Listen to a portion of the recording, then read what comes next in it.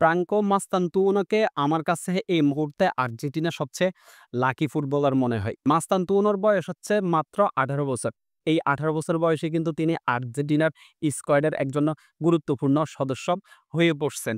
আর্জেন্টিনার হয়ে নিকো ফাজ গেম টাইম পাচ্ছে না বা দিবালা আমাদের কাছে বছরের পর বছর একটা আক্ষেপ হয়ে থাকতেছে। কিন্তু মাত্র ১৮ বছর বয়সে প্রাঙ্কো মাস্তানতুনো আর্জেন্টিনার হয়ে রেগুলার খেলতেছেন।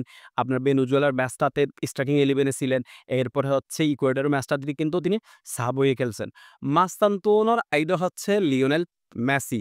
এই আইডলের সাথেও কিন্তু ড্রেসিং রুম শেয়ার করার বা মাঠে খেলার একটা অভিজ্ঞতা কিন্তু মাস্তানতুনোর হয়েই গেছে। মেসির অ্যাবসেন্সে আর্জেন্টিনা লাস্টে যে ম্যাচটা খেলল ইকুয়েডরের বিপক্ষে, ওই ম্যাচটাতে মেসির সে আইকনিক ১০ নাম্বার জার্সিটা গায়ে দিয়ে তিনি মাঠ মাতিয়েছেন। এখন মাস্তানতুনোর পারফরম্যান্স নিয়ে আসলে আলোচনা সমালোচনা হইতেই পারে। কিন্তু মাস্তানতুনোর বয়স মাত্র ১৮ বছর। আমার কাছে মনে হয় মাস্তানতুনো তার ক্যারিয়ারে অনেক কিছু আসলে খুব সহজে পেয়ে যাচ্ছেন, খুব দ্রুত পেয়ে যাচ্ছেন, যেটা তার ক্যারিয়ারের জন্যে একটু ক্ষতির কারণ হয়ে দাঁড়াইতেছে। রিয়াল মাদ্রিদে আপনার ৩ টা ম্যাচ খেলছেন, ৩ টা ম্যাচের আপনার ১ম টা দিয়ে আপনার বেঞ্চ থেকে শুরু করলো, পরের ২ টা ম্যাচে কিন্তু তিনি স্টার্টিং 11 এ ছিলেন। এই যে আর্জেন্টিনার মতো টিমে মাত্র ১৮ বছর বয়সে স্কোয়াডের একটা গুরুত্বপূর্ণ সদস্য হয়ে যাওয়া বা রিয়াল মাদ্রিদের মতো বিশ্বের সেরা ক্লাবে আপনি গিয়েই ওইখানে স্টার্টিং 11 এ জায়গা করে নেওয়া, যেখানে রদ্রিগো বেঞ্চে থাকতেছে।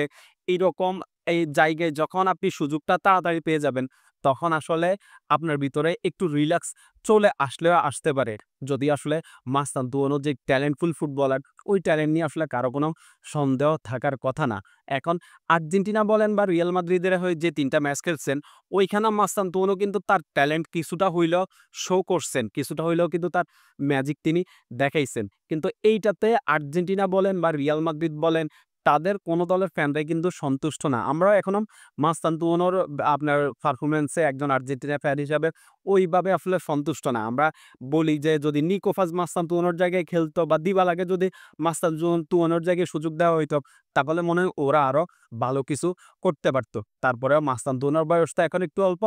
যখন সময় যাবে, ফুটবলের প্রতি যখন আরেকটু মাস্তানতুনো বেশি মনোযোগী হবে, যখন ফুটবলকে আরেকটু বেশি টাইম দিবে, তখন মনে হয় মাস্তানতুনোর ভিতর থেকে আসলে তার ট্যালেন্টটা বেরিয়ে আসবে। এখন আর্জেন্টিনার যে ২০২৬ বিশ্বকাপ আছে, ওইখানে হয়তো মাস্তানতুনো থাকতে পারেন বা নাও থাকতে পারেন। তবে রিয়াল মাদ্রিদের হয়ে যেই একটা সিজন আছে, এই সিজনে কিন্তু মাস্তানতুনোকে দেখাতে হবে যে মাস্তানতুনো একজন ট্যালেন্টফুল ফুটবলার এবং মাঠে সেটা তিনি কাজে লাগাইতে পারেন। এখন রিয়াল মাদ্রিদের হয়ে যদি কন্টিনিউ আসলে খারাপ করেন বা মাঠে যদি পারফরম্যান্স করতে না পারেন, তাহলে কিন্তু রিয়াল মাদ্রিদের স্টার্টিং 11 বলেন বা রিয়াল মাদ্রিদে কিন্তু তিনি ওইভাবে গেম টাইম পাবেন না। তো ওই ক্ষেত্রে আর্জেন্টিনার ২৬ বিশ্বকাপেও কিন্তু থাকার সম্ভাবনা কম। আবার রিয়াল মাদ্রিদে ভালো করলেও আর্জেন্টিনা কিন্তু বিশ্বকাপের আগে ৮-১০ টা ফ্রেন্ডলি ম্যাচ পাবে।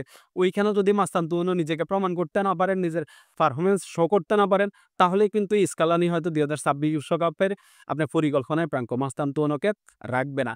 তো মাস্তানতুনো একটু যদি ধীরে সুস্থে শুরু করে, একটু যদি ফুটবলে আরো মনোযোগী হয়, ফুটবলে যদি আরেকটু টাইম দেয়, আমার কাছে মনে হয় যেন প্রাঙ্কো মাস্তানতুনো আসলে ফুটবলে রাজত্ব করতে পারবেন।